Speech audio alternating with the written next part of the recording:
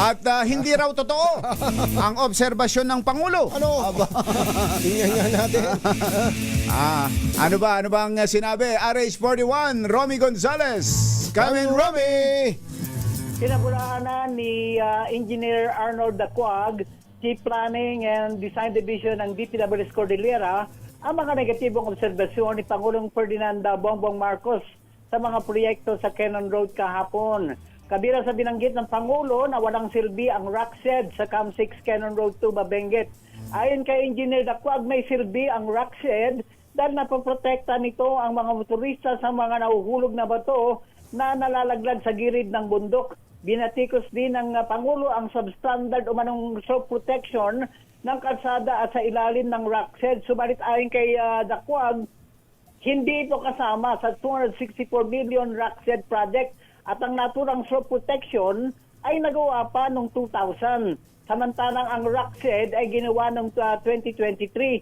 Anya, ang slope protection ay nasira hindi dahil sa substandard, kundi dahil sa landslide at mga bato na tumabon dito mula sa mga gumugilid ng bundok dulot ng sunod-sunod na pagbusang ulan na dala ng magkakasunod na bagyo na tumama sa lalawigan ng Benguet. Ipinaliwanag ni Engineer Dacuag na ang orihinal na haba ng naturang rock shed batay sa rekomendasyon ng Bureau of Design and ng Central Office ng DPWH ay 248 meters. Subalit ang inilaan na pondo ay sapat lamang para sa 151 meters na rock shed.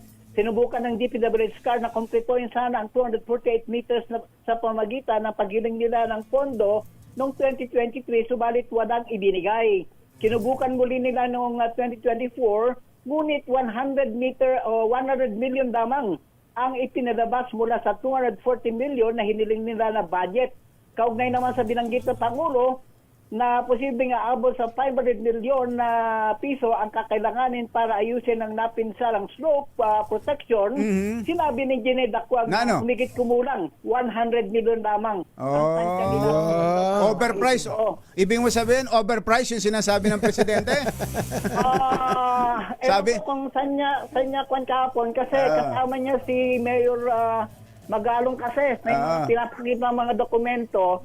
Pero saksi kasi tayo kung bakit nasira yung area, yung entrance ng yung rock shed. Dahil yung bundok sa taas noon, dating mining yan, minahan yan.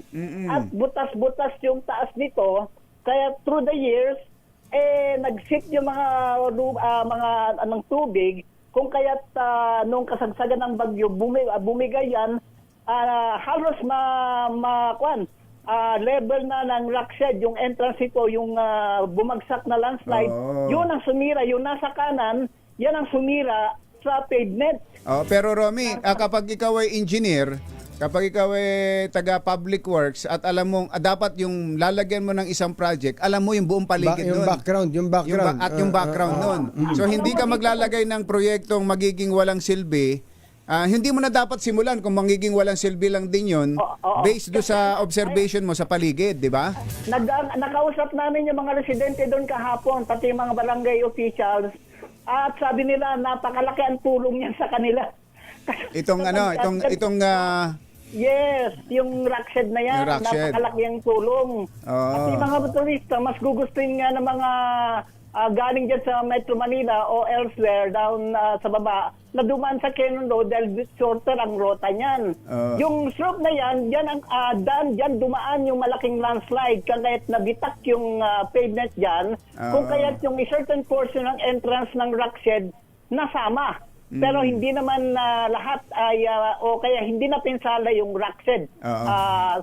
Sino yung pangalan ng engineer? Siya ba ang regional director? Chief Planning. Chief Planning ng region. Arnold Dacuag. Ng region. DPWH Cordillera. Okay. Tapos ang contractor niyan, ay Triple K yata yun, Triple K. Hindi AAA. Baka quadruple. Iba na pala yan. Pero may tatanong pa ako, Romy. Total naman sabi mo, ikaw ay saksi dyan. Kapag ka ba ipinatawag ka? hindi kasi alam namin, yung area na yan, laging before kasi yung bungad niyan, dapat siguro mga 100 meters pa sana yung rock shed. Dapat Kaya mas mahaba. Ibig mo sabihin, mas mahaba. In fact, kulang nga yung pondo, hindi sobrang kulang. Kaya hindi... Naintindihan ko yung sinasabi mo, Lakay, kasi sakit ng ulo yan ng mga regional directors ngayon eh.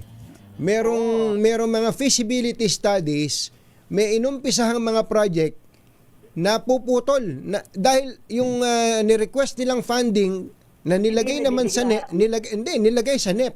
Nilagay sa NEP, pero pagdating sa Congress, tinatanggal ng congressman o ng senador, nililipat do sa iba. Sa baby nila na project. Ganun ang nangyari sa maraming mga projects na legacy projects pa naman ng Pangulo. Especially dyan sa Ilocos region.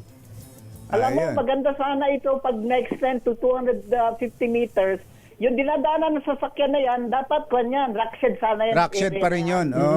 So ngayon yung natapos na yan, ilang meters yan? 150 lang eh. 151 meters So lang. dapat at least ay 250. Kulang pa 90. Oo. Hanggang dito sa mga tao kanina, yung sa mga tao, doon sana yan, rock shed sana lang ang lahat yan. So makakat niya yung babagsak na mga lupa at bato sa taas. Hindi na damage yung rock shed. Nung kasagsagan ng bagyo na merong nangyaring landslide dyan, hindi nagalaw yung rock shed na yan. Ang napinsala ay yung Parang slope pagkatapos. Yung bundok, bumigay yan, yan ang tumabon sa entrance ng rock shed. Sa entrance. Pero kung Lakay, total naman ikaw ay isang engineer. Si Engineer Romy Engineer Gonzales. Romy Gonzales, kung sakali ba na yung gumuhong mga bundok na yan, dun bumagsak sa may tunnel na yan, hindi magigiba yung tunnel? Alam mo, kasi nung una, before gawin yan, bumabagsak na. Maganda nga, nag-settle na kasi yung bahagi nung rock shed. Nag-settle na yun. May mga, nung kasagsagan ng, yung early part ng construction, bumagsak na yung mismong tapat ng rock shed. Kung kahit nag-settle, kung kahit napabilis yung pagkakagawa ng rock shed. Kumusta ngayon, Romy? Passable ito ngayon? Sarado. Nadaanan nga ng Pangulo kahapon yan. Nadaanan. Oo. Pero ngayon, sarado? Hindi, bukas yan. Bukas. Bukas. Bukas yan. Bukas pala Sabi nga ni Romy, nadaanan nga ng Pangulo eh. Nadaanan kahapon. Sa country, bumalik. Pero matapang itong planning, ha? Oo, nagsasalita. Yan dapat. At least, hindi, ako kaya ako sinabi yon dahil hindi naman pwedeng oo ka lang ng oo sa Pangulo eh. Kung sa tingin mo tama yung ginawa mo at panindigan mo. Sino ba ang regional director dyan? Regional Director Kadachi Tanggol. In fact, nandun kami. We were hoping na bibigyan kami ng pagkakataon para magtanong. Kasi ang isang tatanong namin, nandyan na yung problema. Anong gagawin mo, sir? What we are going to do? Maglalaan ka ba ng pondo para ayusin yan? Kasi kung natanong ka lang pala ng Pangulo may sasagot ka, no, Romy? Hindi siya Hindi ba siya? Hindi siya satanungin. Kasi namin. Hindi, teka muna. Sino ba? Rami, Yes. yan ba ay project ng region o project ng district engineer? Region yan. Region to. Region. Dahil sa ito ay lampas ng 150 million. Yes. In fact, 400 million dapat yan. Nahati. At konti lang yung nakuha, 151 million lang. Nandun si Engineer Dakwag kahapon. Hindi tinanong. Kung Tinutulak-tulak mo siguro, no? Si Engineer Dakwag. Puto ko nun, lapit ka. In fact, hindi inimbita daw ang DPWH. Hindi, ganun talaga ang gusto ng Pangulo. Hindi nga nagsasama ng iba eh. Siyempre, kapag ka DPWH yung sinama niya dyan, tapos yun din ang iimbestigahan, it doesn't make sense. Alam nga mga ang tatanungin mo. Pero sabi ni Engineer Dakwag, mali yung 500 million, ha? Mali yung sinabi ng Pangulo. Kapag i-repair. Kasi nila 100, ito to restore yung right side. Yan, yung right side na yan, to restore yan. 100 million lang naman. So, sino gagastos no kung sakasakali? Yung contractor ba? Meron kasi silang hiniling na para sa completion ng 250 meters na pondo, 200 yata. Pero ang na-approvean yata for 2026 nasalin 100 million lang. So, Kulang pa rin. Ang constraints nila, itutuloy ba yung extension ng RACSED o gagamitin na lang sa slope protection? Sino congressman dyan? Sino congressman dyan, pare? Ay, nako, si Congressman Eric Yap. Alam mo ba? Hindi, ba't ang hina ng pagkakasabi? At may Rami, naku pa, at may naku ba't pa. may naku ka pa? Ano pangalan ng congressman dyan? Eric Yap, pinaalis siya kahapon. Nandyan kahapon kasama namin. Pero parang pinaalis siya. Pinaalis siya ni Pangulo? Pinaalis ng mga, ewan ko, PNS yata. Baka, nako. Nako, may nako pa. Meron pala. Sige. Kapag may mga development pa dyan, Romy, malaking issue yan, ha?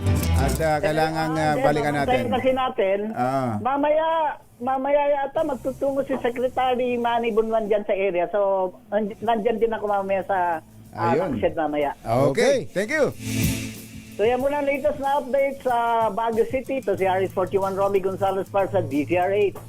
Una sa Pilipinas, una sa Pilipino. Thank you, Romy. At kaugnay niyan, kumbachero, tiniyak ng Pangulong Marcos na hindi siya aalis ng Malacanang. Nako, Talaga? hindi siya aalis ng Malacanang hanggat hindi nare-resolba ang problema sa flood control sa bansa. Nako, kaya mo ba, Mr. President, ng 3 taon pa to? O pagka hindi ka aalis, Aba, paano kung iba na usapan yan, baka sabihin nila, may extension. Ang pahayag kasunod ng pag-inspeksyon ng Pangulo sa rock shed project sa Camp 6 Cannon Road sa Tuba, Benguet. Ipinunto ng Pangulo ang mga aberya sa naturang istruktura, kabilang ang gumuhong slope protection nito at ang erosion sa ilalim ng mismong kalsada. Git ng Pangulo, maituturing itong economic sabotage, lalo tinatay ang aabot ng 500 million ang kakailanganin para ayusin ang anyay walang kwentang proyekto na una ng pinondohan ng 260 million pesos. So how can you tell me that it's not economic sabotage? This is 260 million project. Useless. Parang tinapon mo yung pera sa ilog. Useless. To correct this will cost double that. That's my top of the head estimate. Ang tinig ng Pangulong Bongbong Marcos. Pangunahing